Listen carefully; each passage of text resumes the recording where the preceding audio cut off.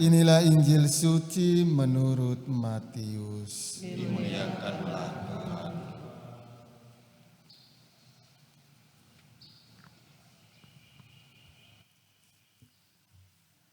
Pada waktu mengutus murid-muridnya, Yesus berkata, "Waspadalah terhadap semua orang, karena ada yang akan menyerahkan kamu kepada majelis agama, dan mereka akan menyesah kamu di rumah ibadatnya. Dan karena aku, kamu akan digiring ke muka penguasa-penguasa dan raja-raja sebagai suatu kesaksian bagi mereka dan bagi orang-orang yang tidak mengenal Allah. Apabila mereka menyerahkan kamu, janganlah kamu khawatir akan bagaimana dan akan apa yang harus kamu katakan, karena semuanya itu akan dikaruniakan kepadamu pada saat itu juga. Karena bukan kamu yang berkata-kata, melainkan Roh Bapamu, Dia yang akan berkata-kata di dalam kamu. Orang akan menyerahkan saudaranya untuk dibunuh, demikian juga seorang ayah akan anaknya. Dan anak-anak akan memberontak terhadap orang tuanya dan akan membunuh mereka. Dan kamu akan dibenci semua orang oleh karena namaku, tetapi orang yang bertahan sampai pada kesudahannya akan selamat." Demikianlah sabda Tuhan. Terpujilah Kristus.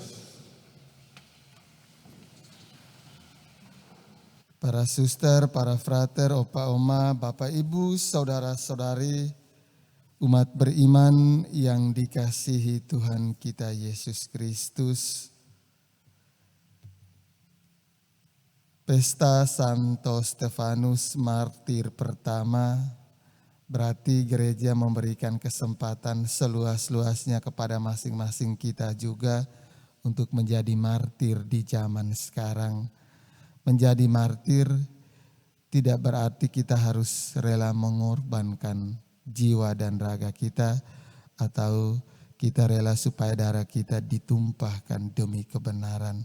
Menjadi martir di zaman sekarang berarti ada kesetiaan, ketaatan, dan ketahanan terhadap Injil dan kehendak Allah. Kita diberikan kemampuan, keberanian untuk melawan segala sesuatu yang bertentangan dengan kebenaran dan keadilan. Ketika kita mampu mempertahankan kebenaran dan keadilan dengan rela mengorbankan segala keinginan duniawi kita, maka kita sedang berjuang untuk menjadi martir. Tetapi kalau kita turut pada kemauan dan keinginan duniawi kita, berarti kita masih gagal untuk menjadi martir di zaman sekarang. Dan hal kedua yang kita renungkan pada kesempatan ini, sikap Saulus setelah bertobat menjadi Paulus. Paulus begitu pasif ketika menyaksikan Santo Stefanus disiksa dan dianiaya. Peristiwa ini mengajarkan kepada kita bahwa seringkali dalam keseharian hidup kita berhadapan dengan ketidakadilan, ketidakbenaran, kita kadang bersikap pasif atau diam terhadap hal-hal yang tidak baik, bertentangan dengan perintah Allah. Maka lewat kedua bacaan suci hari ini, Tuhan mengajarkan kepada kita untuk menjadi pribadi yang aktif, yang rela mempertahankan kebenaran dan keadilan demi terciptanya kerajaan Allah di atas dunia ini.